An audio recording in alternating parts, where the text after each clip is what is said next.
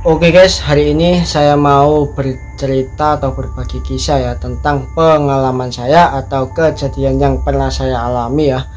Ketika saya mempunyai tetangga dan tetangga itu rumahnya kosong atau enggak berpenghuni. Nah, ketika awal ya, saya itu ngerasa fine-fine aja, ngerasa baik-baik aja, dan ngerasa aku ini ya biasa, nggak ada hal yang aku takuti, nggak ada hal yang aku curigai, nggak ada hal yang aku bikin aku nggak nyaman, itu nggak ada guys. Tapi setelah sekian hari, sekian bulan, sekian tahun, baru aku merasakan ya, dan baru aku tahu kalau aku mempunyai tetangga yang rumahnya itu nggak ada orangnya, atau istilahnya rumah kosong. Nah, ketika saya pulang kerja ya, itu ada hal yang menimpa saya ya, yang begitu membuat saya teringat ya sampai sekarang, yaitu ketika saya pulang kerja itu tiba-tiba ada orang yang telah ngintip ya di jendela. Nah, aku jadi makin makin was-was atau makin merinding ya, sehingga aku suatu saat itu ngerasa kepo atau ngerasa emang beneran nggak sih orang yang ngintip aku kemarin itu emang bener-bener itu halusinasiku, atau emang benar-benar ada makhluk astral ya yang tinggal di rumah kosong tersebut. Nah, setelah aku penasaran kayak begitu, akhirnya aku memberanikan diri guys. Akhirnya aku di situ memberanikan diriku sendiri untuk merekam rumah tersebut ya, sehingga akhirnya saya mengambil ponsel saya sendiri dan mulai merekamnya ya. Setelah saya rekam, awalnya ya biasa. Nah, lama-lama itu ada wajah terdeteksi. Nah, disitu saya kaget ya guys ya.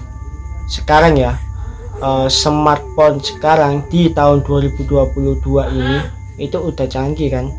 Ada fitur yang namanya face detection atau mendeteksi wajah. Jadi ketika ada wajah itu kamera kita itu bisa mendeteksi kayak ada kotak-kotak gitu wajah ya guys ya. Nah, ketika saya merekam itu saya kaget guys, ada 4 deteksi wajah itu tepat di jendela 1, di pohon 1, sama di kaca yang pecah itu 1, sama di atas genteng itu 1. Saya akhirnya kaget ya guys. Dan akhirnya saya mencoba menenangkan diri, mencoba relax, mencoba untuk tidak panik, dan melanjutkan merekam. Setelah lama kelamaan ya, itu tiba-tiba kamera saya itu ngeblur guys, kayak buram gitu ya guys ya.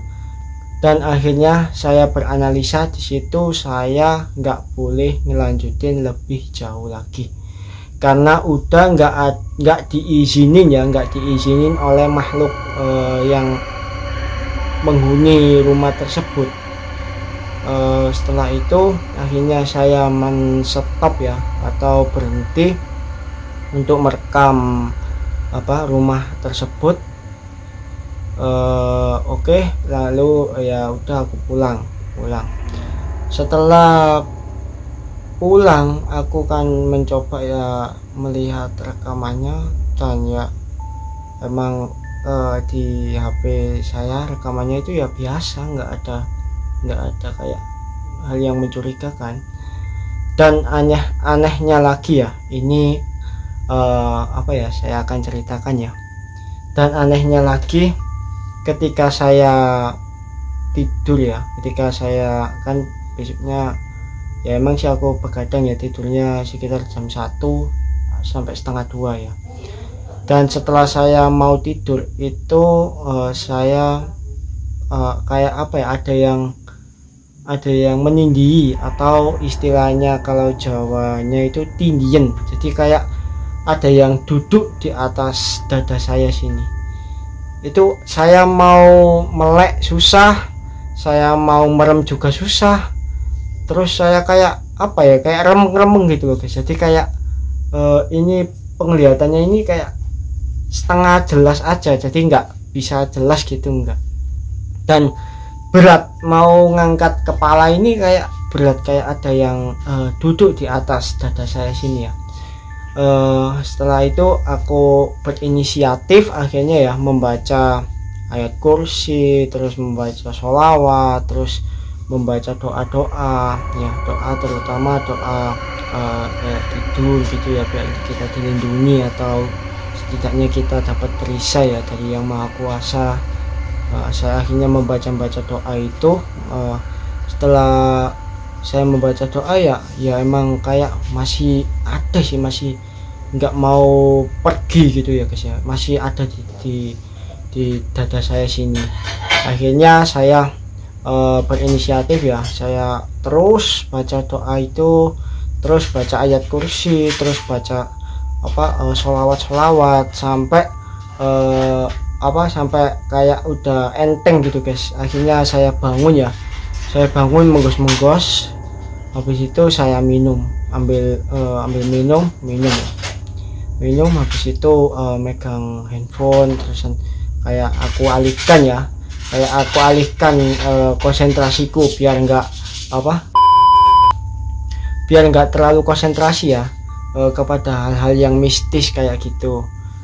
Setelah akhirnya saya udah mulai menghilangkan konsentrasi terhadap hal-hal mistis kayak gitu, akhirnya ya udah semua kayak udah biasa aja gitu ya. Setelah saya mau tidur lagi itu ya ada ada kayak dalam sebuah goa, terus ada lampu merah gitu lah, kayak gitulah pokoknya. Imajinasinya kayak gitu aja. Nah setelah kayak gitu akhirnya saya membaca doa sebelum tidur ya, yaitu Bismikallahumma ahya wa bismika wa amut. Nah setelah saya membaca doa, lebih tenang lagi hati saya, lebih rileks lagi pikiran saya. Tapi ternyata semua itu belum cukup. Akhirnya saya melanjutkan lagi baca sholawat, terus baca kayak istilahnya itu pujian untuk Yang Maha Kuasa, gitu-gitulah. Akhirnya ya setelah mungkin lama membaca, akhirnya ngantuk, akhirnya tidur dengan lelap. Akhirnya ya alhamdulillah itu bisa tidur dengan lelap. Ya itu aja sih pengalaman dari saya. Semoga bermanfaat dan semoga memotivasi ya. Semoga bermanfaat dan semoga bisa menjadi motivasi kalian. See you next time. Wassalamualaikum warahmatullahi wabarakatuh.